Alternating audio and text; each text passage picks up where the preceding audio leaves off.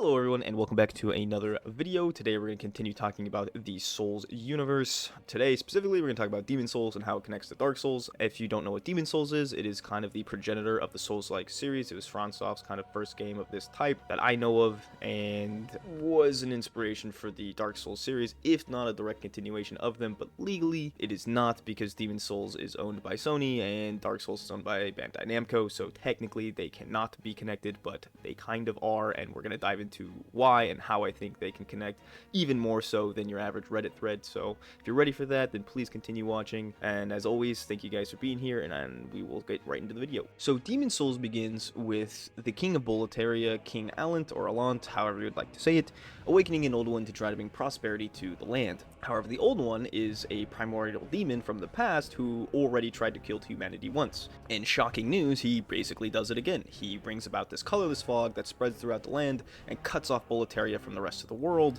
and within that fog, demons awaken to hunt down the souls of humans. Humans that lose their souls go mad, just like in Dark Souls. We already see the parallels here, right? Kind of like hollowing. However, this transfer of power goes the other way. So humans that hunt demons or obtain a demon soul, right? Hence the name of the game, right? If you hunt down a demon soul, then you get their unimaginable power. So this is kind of where demon souls happen, is that word gets out that this is going on in Boletaria, so then humans from the other parts of the world sort of transverse this fog to either help or obtain unimaginable power, right? And that's kind of what the player is doing as the main character of this game, right? They are transversing the fog to seek out Boletaria. And as in classic Souls fashion, when connecting games to each other and making big assumptions, right, we do not care much about the game itself, right? So we're going to skip through the entire game until the end. So when you get to the end of the game, you are given two options, as is the Souls-like fashion. You can either pick the quote-unquote good ending, where you lull the Old One back to sleep and basically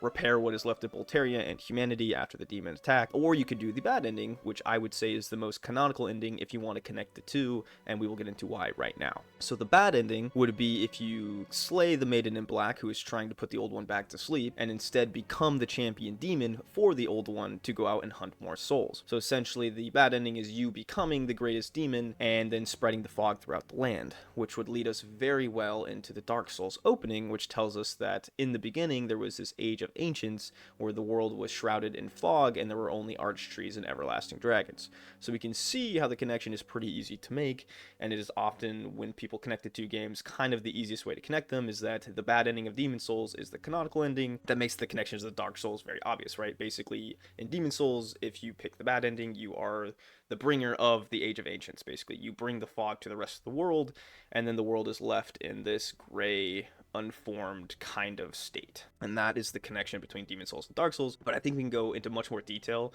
into how that would actually look like and how things would actually work in between those two phases. So if we take this bad ending as the canonical ending, then you as the player would continue to spread the fog and chaos of the demons against humanity, sending the world into this Age of Grey, which eventually lead into this Age of Ancients, and that's kind of the transition that I think we can talk a lot about and get more in depth to. So the main problem is what happened to the Old One and the demons, because those aren't mentioned in the opening of Dark Souls, and that's kind of the biggest problem that we have to rectify here to really get these two games to connect. It makes sense to me that once all of humanity would be consumed, basically all the souls have been eaten up by the demons, then the Old One would have nothing kind of to do anymore, so it would go back to sleep, right, leaving the world to the surviving demons.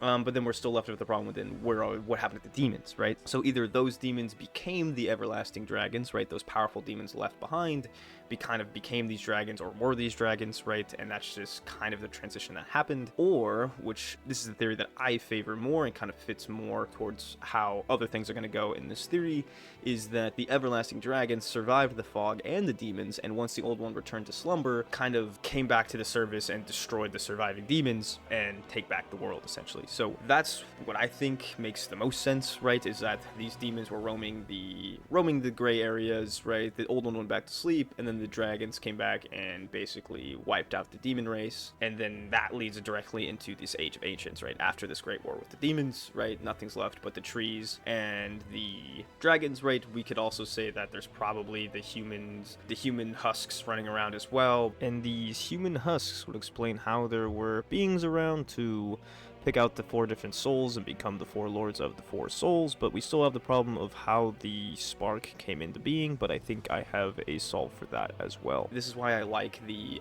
dragons slaying the demons theory, because I think the first flame, the spark that starts the first flame, would come from the protagonist's kind of soul being left behind, right? So after these ancient dragons slayed all the demons, they would probably slay the protagonist of Demon Souls, right, who became the champion demon, the strongest demon there probably is. At least that's what it seems, since he's so connected with the old one. It kind of makes it seem like the slayer of demons is now the strongest demon, right? And so when he falls to the dragons, his great soul is left behind, and it would make sense that that's kind of how the spark would create the first flame, is that it comes from his soul. I think there's even more that we can get to with that. So like, we know in Demon Souls, if you obtain the demon soul, right, you get this unimaginable power, right? So we can almost make the theory that this unimaginable power at its highest level would be control over life, death, light, dark, right? It's this all-powerful kind of old one power that could make or create a world, right? So then it wouldn't be too far of a stretch to say that if he were to fall to these dragons, that his soul left behind would still contain that much power to create everything. So it would start the sparks and create the Dark Souls world, and then these beings that came and picked out the different souls, right, picked out a portion of